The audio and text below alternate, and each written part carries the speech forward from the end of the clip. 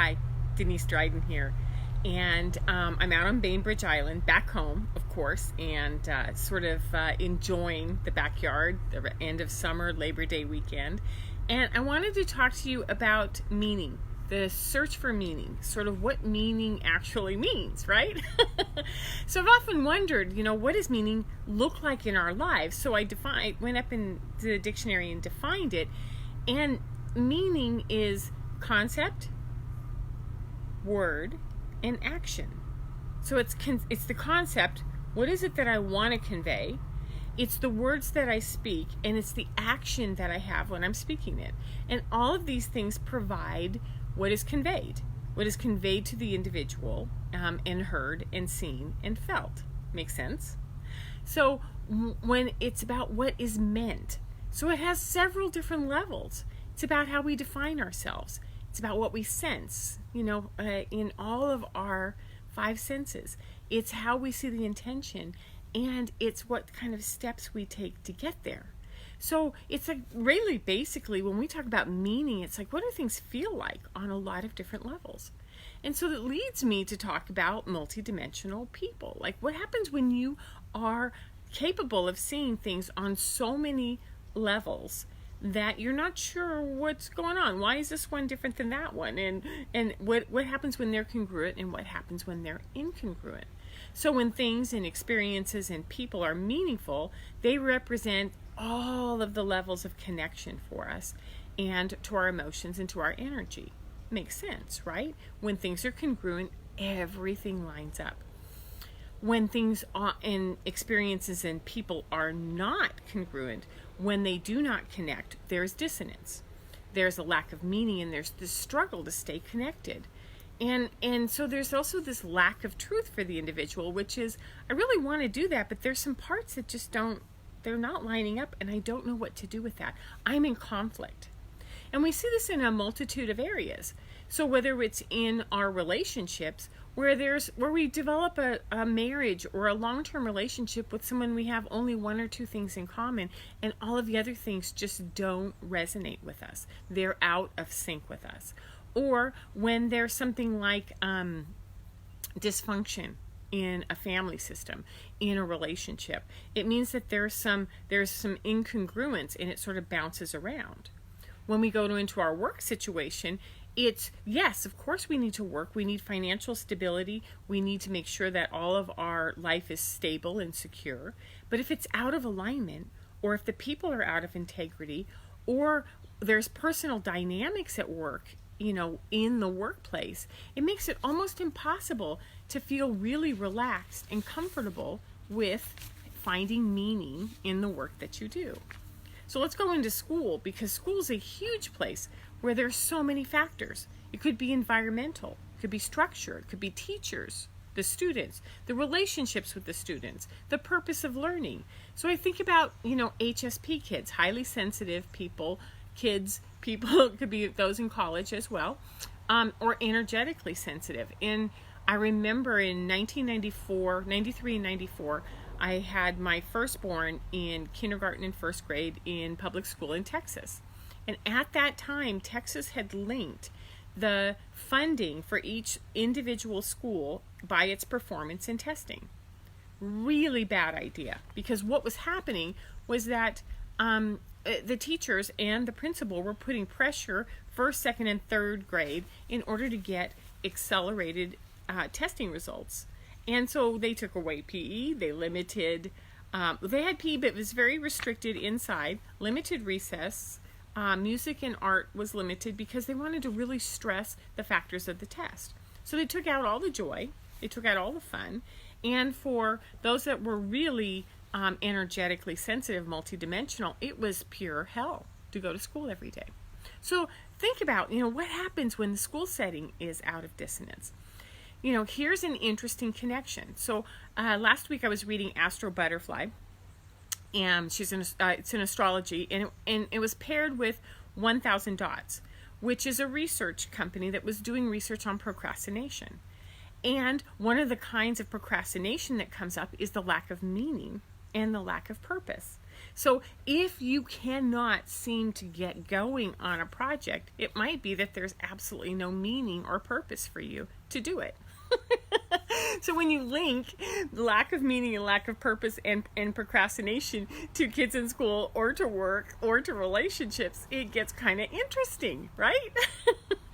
So over the last 25 years of coaching the parent-teen, parent-young adult relationship, it makes sense that when you have a creative, multidimensional, energetically sensitive a child, teen, young adult, we often see this procrastination show up in school. They don't want to go to school. They cannot go to school. They don't want to get a job. They don't like the job. They quit constantly. And I'm like, oh, this is starting to fall into place. So when life is out of alignment with who we are and what we need and how we feel, when the concept and the words and the actions do not line up, we struggle. And we are in dilemma. We are in a huge emotional dilemma. So this is kind of what that dilemma can look like. And here's just my short list. Is anxiety. It's the constant presence of dissonance, external dissonance, and it can involve expectations, dysfunction, environment. And it's like, what do you do when you're up against, that edge that just doesn't work for you? Number 2, depression. Here's this pain of constantly having to make a decision on, do I go closer to what doesn't feel good? How do I get up there? I can't change it. I don't know what to do. And there's this repetitive hopelessness. I don't even know how to approach this because every part of this is off for me. Overwhelm, number 3. Too much at once, overloading the body, all of the senses, all of the emotions, all of the physical, neurological system is overwhelmed with too much, especially too much dissonance. And number 4, stress. The effort it takes to keep pushing against a wall of dissonance that doesn't work for you, to keep showing up, to have to do that because you need money, to have to do that because you're in a marriage, to have to do that because you have to go to public school. It means that there's an incredibly high stress level. So another way to explore meaning is to see how it aligns with us, how it brings us joy. So I was on a call earlier this week with Susie Miller, who does a monthly group session representing the collective consciousness of the child. And she talked about 3 things: truth, joy, and love.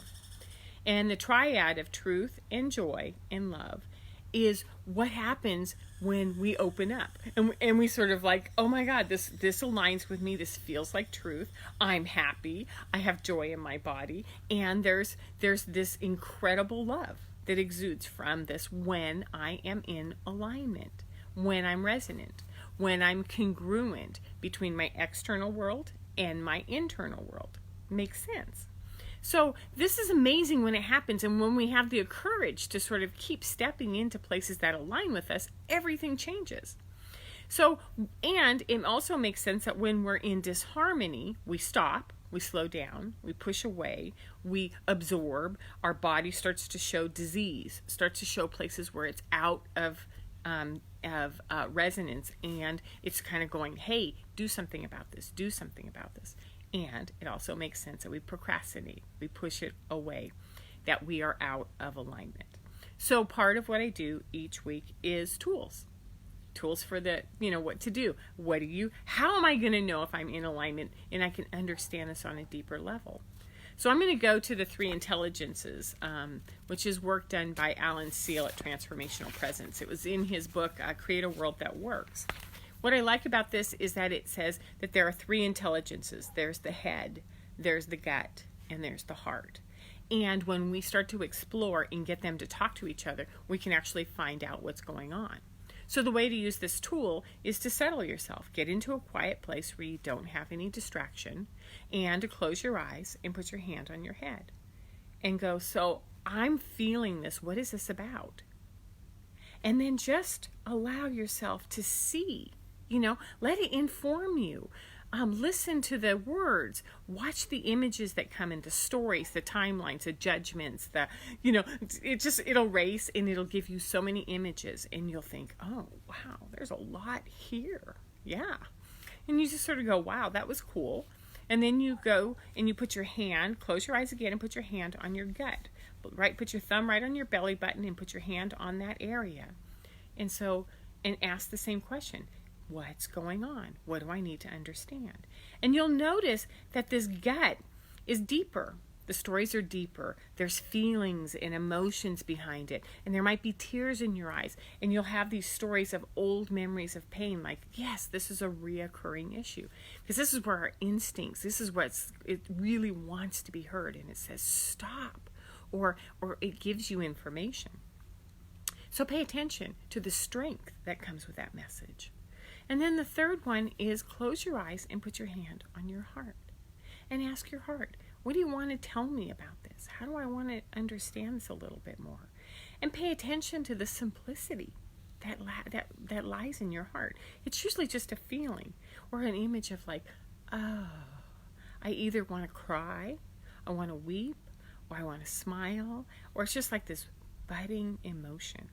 Okay? And this is deep and it's strong and you can experience it through your whole body. Now, also understand that when you're checking in with these three emotions, or three intelligences, that they may not be in alignment. Your heart may know exactly what you want. Your gut is trying to send you messages and your brain's going, la, la, la, la, la, I can't hear you. And so what you have to do is you have to keep going. So what do you need in order to understand this? What can you share with me so that the head can understand?